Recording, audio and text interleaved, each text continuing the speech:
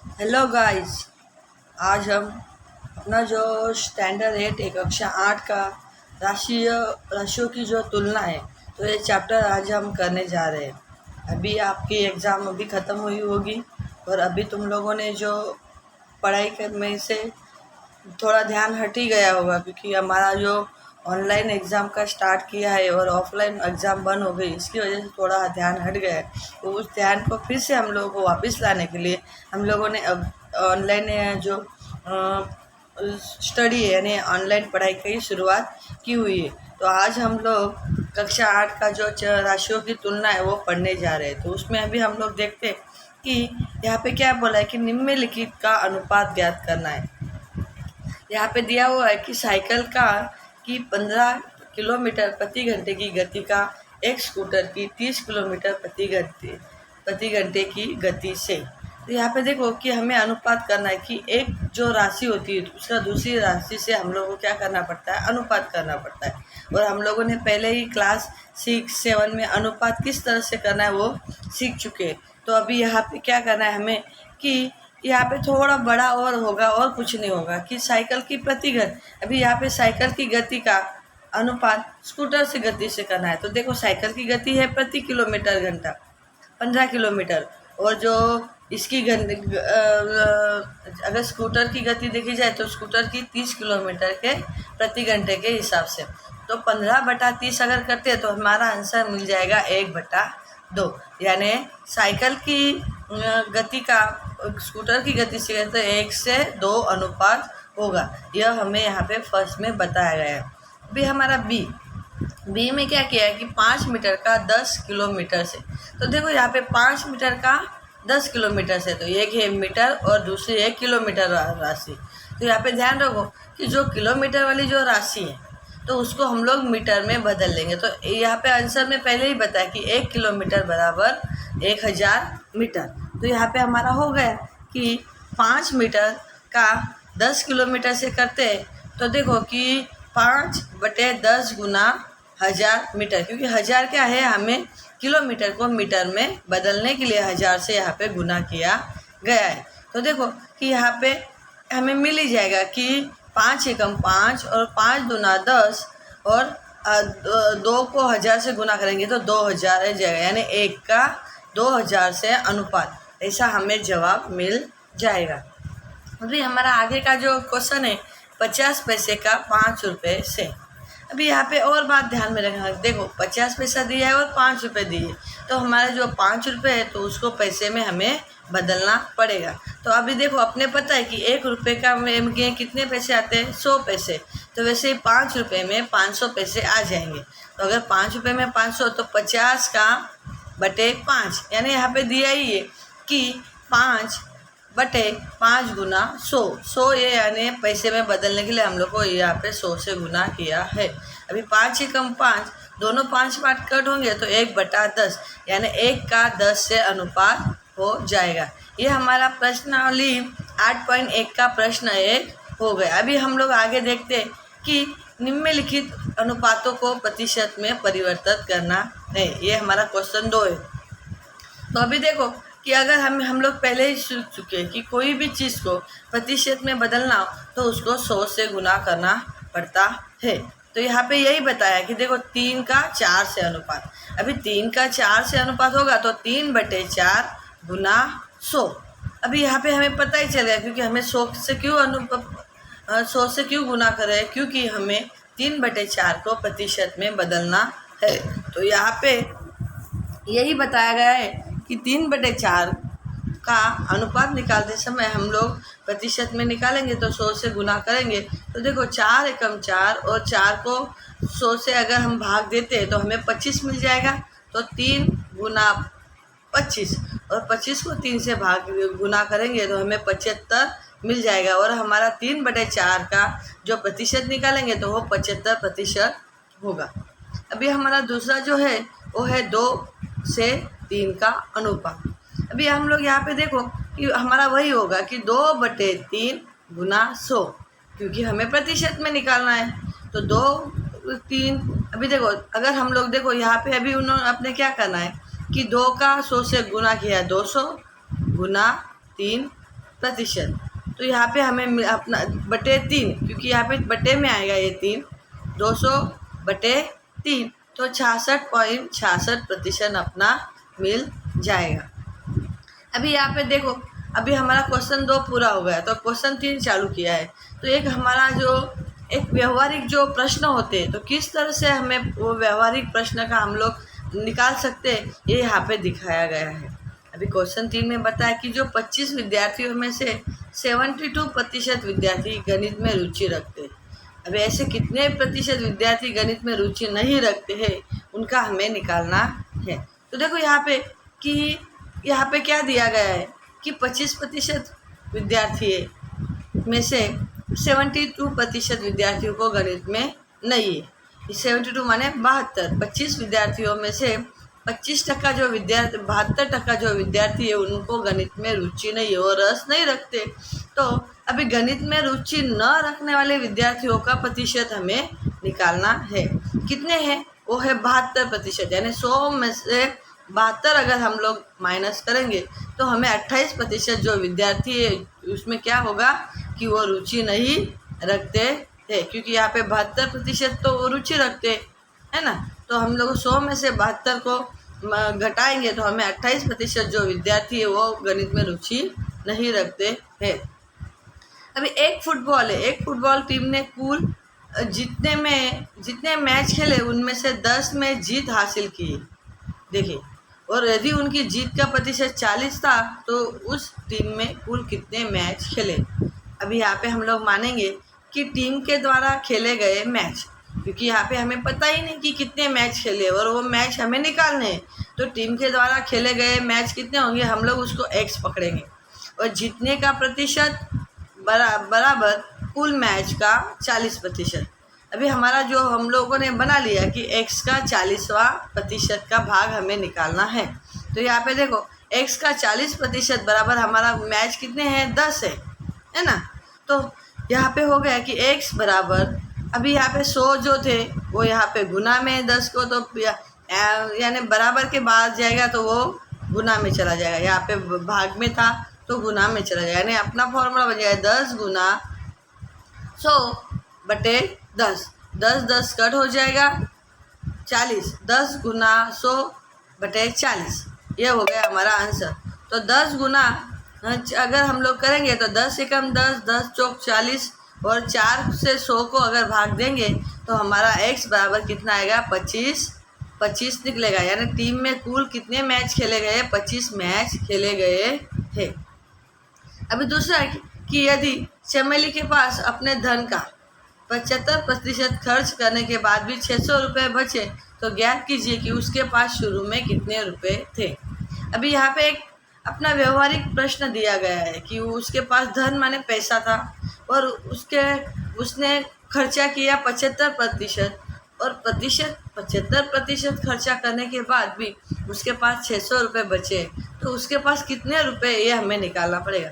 तो अभी हमें शुरुआत में ही हमें पता है कि उसके पास कितने पैसे वो हमें पता नहीं, तो वो हम लोग x मान के चलेंगे। हो गया। अभी x मान के चलने के बाद शुरुआत में पैसे कितने हैं, 75% खर्च करने पर उसके पास कितने रुपए बचे, 600 रुपये बचते हैं। तो हमें यहाँ पे मिल जाएगा कि x का देखो कि 100 माइनस 75% एज बराबर 600।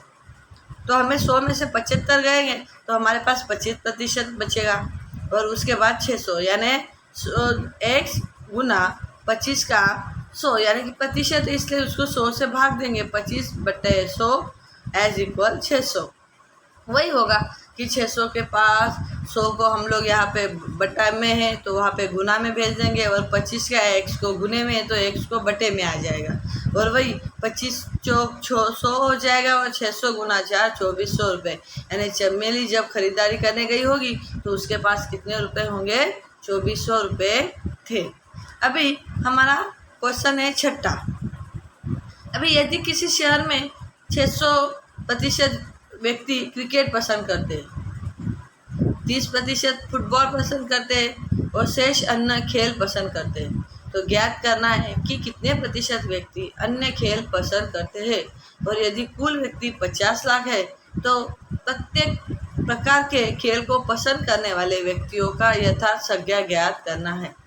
तो पहले हमें देखना है कि कौन से व्यक्ति ये कौन सा खेल कितना पसंद करते हैं। देखिए, पहले हमारे प्रश्न में ही सब चीज़ दी हुई है, तो हमें पहले प्रश्न को ही अच्छे से ध्यान रखना है कि यहाँ पे देखो कि क्रिकेट पसंद करने वाले कुल व्यक्ति कितने हैं, 60%। और कुल संख्या कुल व्यक्ति कितने, टोटल अपने कुल है 50 लाख। अभी 50 लाख व्यक्ति में से 60% अगर हमारे क्रिकेट पसंद करते हैं तो हमारे पास टोटल कितने लोग जो है वो क्रिकेट पसंद करते हैं, पहले हमें वो निकालना पड़ेगा। तो हम लोग को क्या करना पड़ेगा कि क्रिकेट पसंद करने वाले की संख्या है, अभी देखो कि हमें ये निकालना है कि क्रिकेट पसंद करने वाले व्यक्तियों की संख्या बराबर 50 लाख का 60%, क्योंकि 50 लाख व्यक्ति है वो 60% लोग क्रिकेट पसंद करते हैं। तो हो गया 50 गुना 60/100, तो हमारे आ जाएंगे 30 लाख व्यक्ति। अभी फुटबॉल पसंद, अभी हमारा नेक्स्ट जो सवाल है वो है कि फुटबॉल पसंद करने वाले व्यक्ति, अभी फुटबॉल पसंद करने वाले व्यक्ति कितने हैं, तो कुल व्यक्ति का 30% है, तो हमारे पास कुल व्यक्ति 50 लाख है ना, और 50 लाख में से 30% लोग क्या है, फुटबॉल खेलना पसंद करते हैं। तो हमारा प्रश्न वही बन जाएगा कि 50 गुना 30/100, तो हमारे पास क्या आएगा, 15 लाख। अगर फिर देखें कि इसका मतलब 30 लाख जो है जो क्रिकेट खेलना पसंद करते हैं और 15 लाख जो व्यक्ति है तो वो क्या करना पसंद करते हैं कि फुटबॉल खेलना पसंद करते हैं। अभी देखो ये हो गया क्रिकेट का और फुटबॉल का। अभी अन्य जो व्यक्ति है, अभी अन्य व्यक्ति कितना क्या खेलना पसंद करते हैं, तो अन्य खेल पसंद करने वाले व्यक्ति क्या है, तो पहले क्या करेंगे, कुल व्यक्ति का वो प्रतिशत निकालना है। तो हम लोगों को 100 देखो 100 माइनस यानी 100 घटाओ, अभी 60 है क्रिकेट वाले, 30 है फुटबॉल वाले, उन दोनों को प्लस करेंगे तो 90 हो जाएगा, और 100 में से 90 को घटाएंगे तो कुल व्यक्ति का 10% हमारा निकल जाएगा। यानी कुल व्यक्ति कितने कि जो अन्य खेल पसंद करने वाले व्यक्ति है 10%, और अभी हम 10% माने कितने व्यक्ति है वो निकालने जाए तो हमें क्या करना पड़ेगा कि खेल पसंद करने वाले व्यक्तियों की संख्या बराबर 50 लाख का 10% निकालना पड़ेगा। और 50 लाख का 10% अगर हम निकालेंगे तो 50 गुना 10/100 ऐसा हमारा एक गणित बन जाएगा। और उसके अंदर देखेंगे कि अगर हम लोग उसको दोनों 10 से करेंगे गुना तो हमारे 5 लाख जितना हमारा जवाब मिल जाएगा।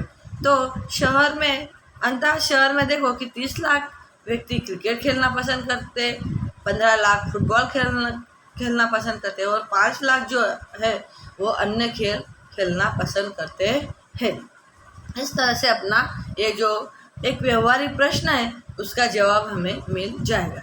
अभी आगे है कि एक व्यक्ति के वेतन में 10% की वृद्धि हुई, यदि उसका नया वेतन 1,54,000 रुपये, तो कुल मूल वेतन ज्ञात करना है हमें। अभी हमें यहाँ पे मिल जाएगा, देखो कि हमारे उसका वास्तविक वेतन कितना था वो हमें पता नहीं, और वो वेतन हमें यहाँ पे निकालना है। अभी अपने पता चल गया कि नया वेतन है उसका 1,54,000 रुपये, और दिया गया है यहाँ पे दिया गया है कि 1,54,000 उसका नया वेतन है, और वास्तविक वेतन को हम लोग x मान के चलेंगे।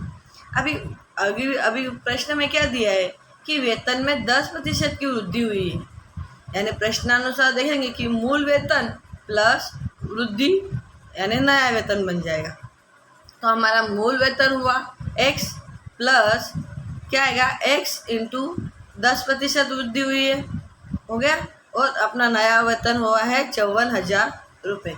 अभी x को जोड़ेंगे तो हमारे पास हो जाएगा 2x, x को जोड़ेंगे तो हमारे हो जाएगा 2x, और 100 यानी 10x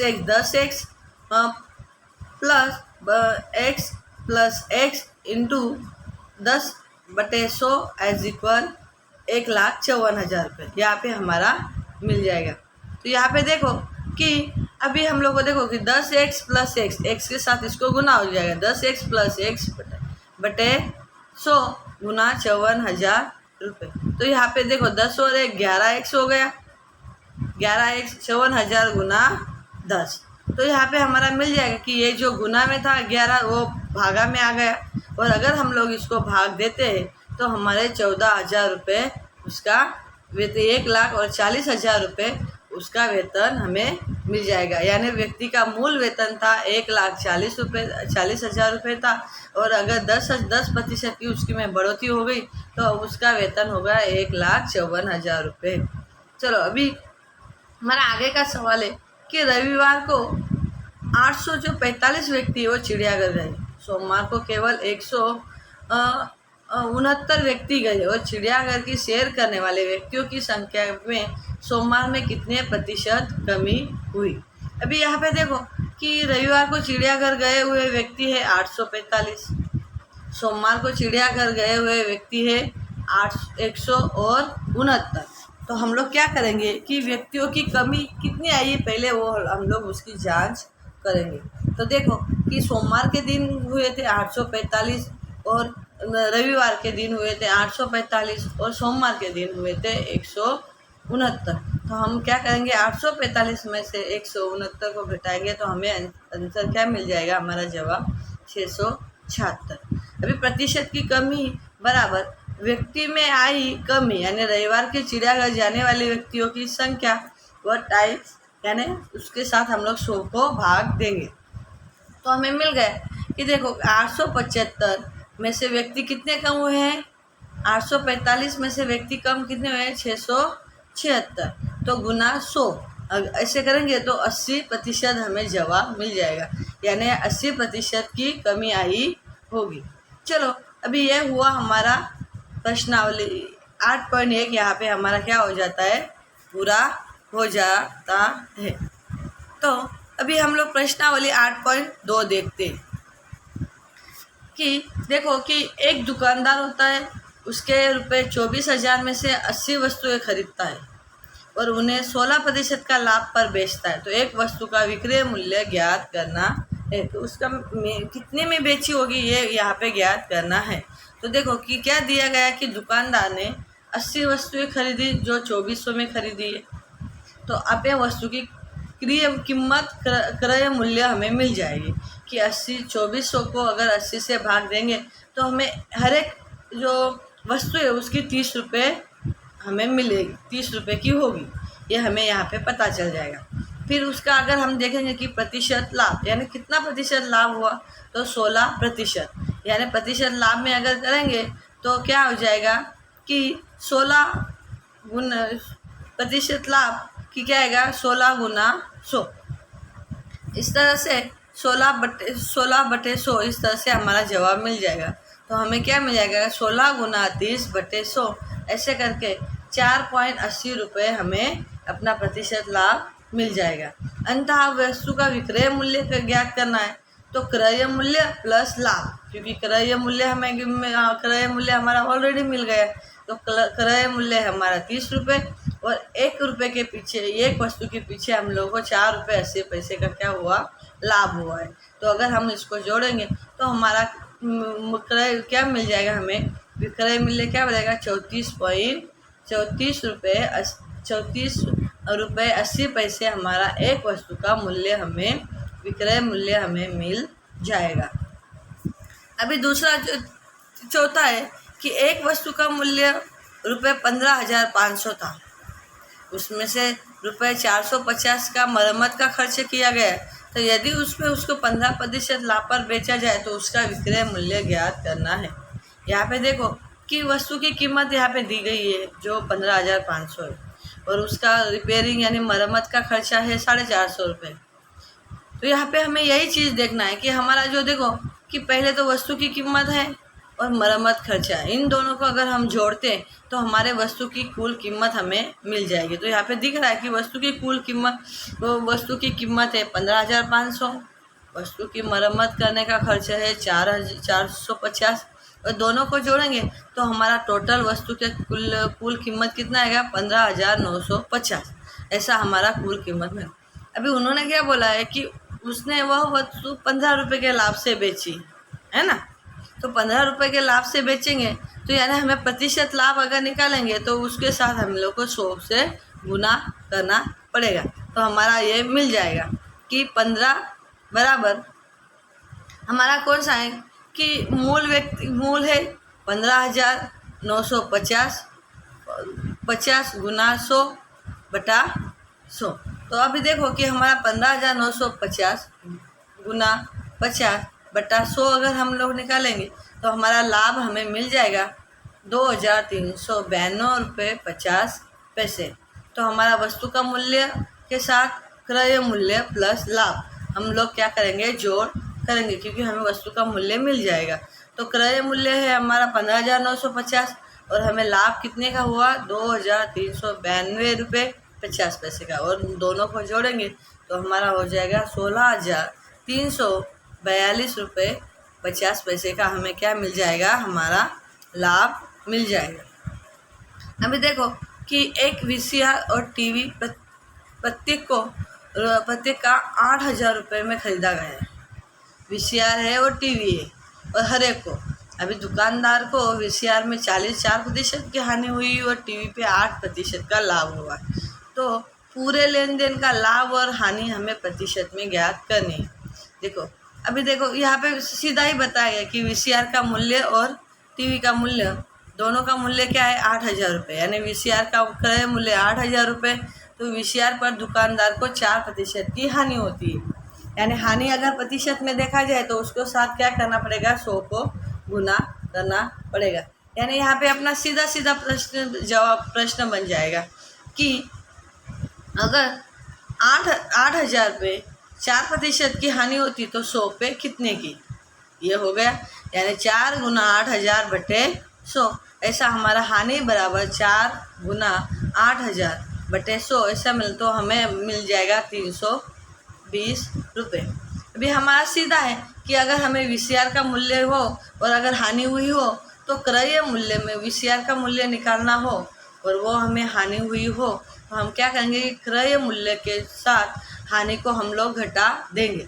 तो हमारा देखो 8,000 में से 320 की क्या हो जाएगी, 320 को घटाएंगे तो हमारे पास मिल जाएगा 7,680 रुपये, जो हमें हमारा विक्रय मूल्य मिल जाएगा वीसीआर का। अब टीवी का क्रय मूल्य देखते हैं। अभी टीवी का भी क्रय मूल्य है 8,000 रुपये और वहाँ पे हमें कितने का लाभ हुआ है, 8% का। तो हमारा सीधा क्या बनेगा कि 8,000 पे 8% का अगर लाभ होता है तो 100 रुपये पे कितना, ऐसा हमारा प्रश्न तैयार हो जाएगा। यानी लाभ अगर निकालेंगे तो 8,000 गुना 8/100, तो हमारा आंसर मिल जाएगा हम लोग को कि 640 रुपये का लाभ हमें होगा। अभी लाभ दिया हो तो हमें क्या करना पड़ेगा कि क्रय मूल्य के साथ लाभ को जोड़ा जाएगा। तो यहाँ पे दिया ही है कि टीवी का विक्रय मूल्य बराबर क्रय मूल्य प्लस लाभ, इस तरह से जोड़ा जाएगा। यानी 8,000 प्लस 640 को जोड़ा तो 8,640 ये हो गया हमारा किसका मूल्य, कीवी का विक्रय मूल्य। अभी हम लोगों को देखना है कि टीवी और वीसीआर का मूल्य, दोनों का मूल्य अगर देखें तो एक की कीमत 8,000 है, तो दोनों 16,000 में थे। और टीवी और वीसीआर का विक्रय मूल्य देखेंगे तो हमें मिल जाएगा कि टीवी का है 8,640 और टीवी का इसका मूल्य है 7,680, और दोनों को अगर हम लोग जोड़ेंगे टीवी और वीसीआर के मूल्य को तो हमारे मिल जाते हैं 16,320 रुपये। तो यहाँ पे हमें पता चल जाएगा कि हमारा क्रय मूल्य है 16,000 रुपये और विक्रय मूल्य है 16,320, जो ज़्यादा है। और अगर विक्रय मूल्य ज़्यादा है तो हमें क्या होगा, लेन देन क्या हो जाएगा, उसमें हमें लाभ प्राप्त होगा। अभी आगे का प्रश्न क्या है कि भाई अगर हम लेन देन को भी हमारा लाभ हो या हानि हो तो उसको भी हमें प्रतिशत में दर्शाना है। तो यहाँ पे देखो कि लेन देन में दुकानदार को लाभ हुआ है। अभी लाभ कितना हुआ कि हम लोगों ने बेचा 16,320 में और हमें हमारा क्रय मूल्य था 16,000 रुपये, तो हमें सीधा 320 का हमें क्या होगा, फ़ायदा हो जाएगा, लाभ हो जाएगा। अभी लाभ को अगर हम प्रतिशत में दर्शाएंगे तो उसके साथ 100 को गुना करना पड़ेगा। तो लाभ प्रतिशत में दर्शाने के लिए अगर 16,000 में 320 का अगर फ़ायदा होता है, लाभ होता है, तो हमें 100 में कितना होगा, ये हमारा सीधा सवाल बन जाएगा। तो 320 16,000 और 320 का अगर हम लोग घटाएंगे तो हमें 2% का लाभ हमें मिल जाएगा। यानी दुकानदार को कितने प्रतिशत का लाभ हुआ, 2% का लाभ होगा। अभी आगे चलते हैं छठा प्रश्न पे कि सेल के दौरान एक दुकान की सभी वस्तुओं के अंकित मूल्य पर 10% बटा देती है। अभी यहाँ पे दिखाया है। और अगर देखें तो ₹14,050 अंकित मूल्य वाली एक जीन्स और 2 कमीज, जिसमें से प्रत्येक का अंकित मूल्य ₹850 है, तो खरीदने के लिए ग्राहक को कितना भुगतान करना पड़ेगा। अभी यहाँ पे हमें पता चल जाएगा कि देखो कि जीन्स और कमीज का क्रय मूल्य है 14,250 माइनस 2 गुना 850। अभी यहाँ पे हमें दिया गया कि हम लोगों ने 2 कमीज की खरीदी है और प्रत्येक का मूल्य है 850 रुपये, और एक जीन्स है जो 14,000, और हमारा तो टोटल था 14,050। समझ में आया। अभी यहाँ पे हमें प्लस करना पड़ेगा कि 14,050 जीन्स के हुए और यहाँ पे 1,700 रुपये हुए हमारे शर्ट के, तो हमारे कितने हुए 3,150 जो हमारे टोटल रुपये होंगे। अभी देखो कि उसमें 10% में बटा में दिया हुआ है। समझ में आया। तो 10% अगर बटा में देते तो 3,150 का 10% अगर निकालने जाए तो हमारा निकल जाता है 315 रुपये, क्योंकि 3,150 गुना 10/100, 10% निकालेंगे और उसको प्रतिशत मिलेंगे तो बटे 100, तो हमें 315 रुपये मिल जाएंगे। अभी कुल मूल्य की छूट, अगर हम लोग देखा जाए तो हम लोगों ने खरीदी कितने की चीज़ खरीदी 3,150 की, और हमें छूट कितनी मिली है 315 रुपये की। तो हमें मिल जाएगा कि 3,150 में से 315 हम घटाएंगे तो हमारा जवाब में हमें मिल जाएगा 2,835 रुपये। हमें हमारा मूल्य हो जाएगा वस्तुओं का या जीन्स का और शर्ट का। तो ग्राहक को कितने रुपए देने पड़ेंगे 2,835 रुपये देने पड़ेंगे। अभी आगे का सवाल क्या है हमारा कि एक दूध वाले ने अपनी 2 भैंसों को देखो कि 20,000 प्रति भैंस के दर से बेचा है। देखो यहाँ पे ध्यान रखो कि दो भैंसें खरीदी है और एक का मूल्य है 20,000 रुपये। एक भैंस पर उसको 5% का लाभ होता है और दूसरी भैंस को उसको 10% की हानि होती है। यदि सौदे में उसका अथवा हानि ज्ञात कीजिए, सौदे में उसके अथवा हानि ज्ञात कीजिए। अभी यहाँ पे एक संकेत दिया है कि पहले प्रत्येक का क्रय मूल्य भी ज्ञात करना है। तो देखो कि पहले हमें देखो कि प्रत्येक भैंस का विक्रय मूल्य 20,000 है। पहले हम देखेंगे कि एक भैंस हम उसमें 5% के लाभ से खरीदी है, तो हमें यह पता ही चल जाएगा कि यदि क्रय मूल्य 100 हो तो उसका विक्रय मूल्य 105 होगा। तो यहाँ पे हमें कि एक भैंस का क्रय मूल्य क्या आएगा 20,000 गुना 100/105, यानी 105 की जो होगा वो उसका विक्रय मूल्य में से 100 रुपये ये हमें मिल जाएगा। तो एक भैंस अगर हम लोग उसको निकालेंगे तो हमारा आंसर आ गया 19,047 रुपये 62 पैसे। ये हमारा उसका एक भैंस का विक्रय मूल्य मिल जाएगा, क्योंकि यहाँ पे क्या हुआ है लाभ हुआ। अभी देखो दूसरी भैंस को दूध वाले में हानि प्रतिशत में 10% होगा। तो समझ में आया। तो यदि अगर क्रय मूल्य का देखो क्रय मूल्य 100 रुपये हो तो विक्रय मूल्य उसका 90 रुपये होगा। तो हम भी देखो कि एक भैंस का क्रय मूल्य 20,000 गुना 100/90 ऐसे हमारा मिल जाएगा। तो वो हमारा आंसर आएगा 22,222 रुपये 22 पैसे हमारा मिल जाएगा। और उन दोनों का हम जोड़ेंगे तो दोनों को जोड़ने के बाद हमारा क्रय मूल्य होगा 41,269 रुपये 84 पैसे। अभी हम लोगों ने देखा कि यह निकल गया हमारा क्रय मूल्य, और हमारा विक्रय मूल्य है 20,000 प्लस 20,000। तो 20,000 और 20,000 क्या हो जाएंगे यहाँ पे 40,000 रुपये हो जाएंगे। तो देखो कि विक्रय मूल्य ज़्यादा है क्रय मूल्य से।